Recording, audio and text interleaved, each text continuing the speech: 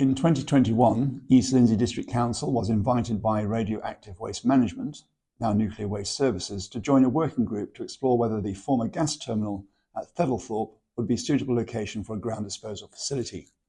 Lincolnshire County Council had already accepted the same invitation. Constitutionally, this was a decision for the executive to make.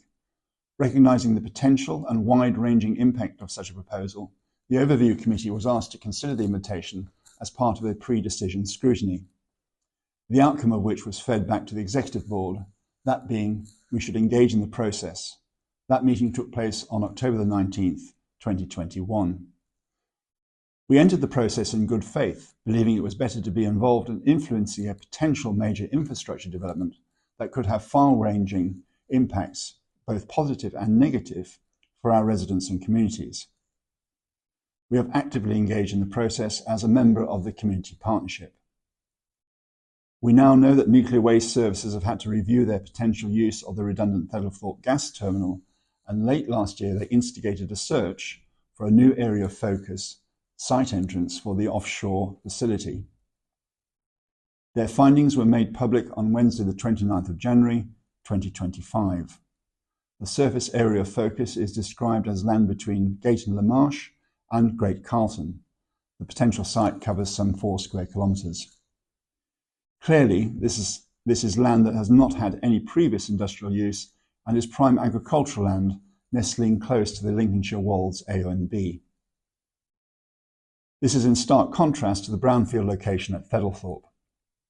The executive of East Lindsey District Council is now of the view that this change in location of the area of focus severely tests the original rationale for our involvement in the GDF siting process. We also know of the understandable widespread concern of the proposed National Grid pylon consultation currently underway. ELDC shares the concern of many residents and communities regarding the industrialisation of the Lincolnshire countryside.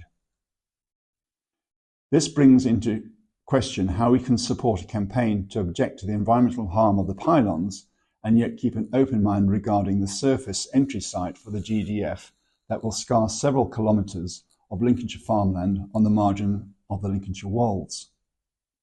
The use of the brownfield site on the coast, where a former facility had operated for over 40 years without local objection, is completely different to a greenfield site in open countryside.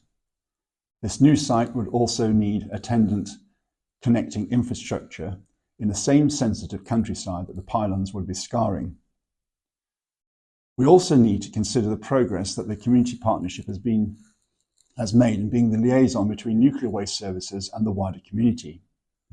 As the leader of ELDC, I've had to acknowledge at full council that the engagement process has been clumsy, interrupted, and not generally seen as helpful. The 4-year timescale to this point is disappointing and frustrating in equal measure.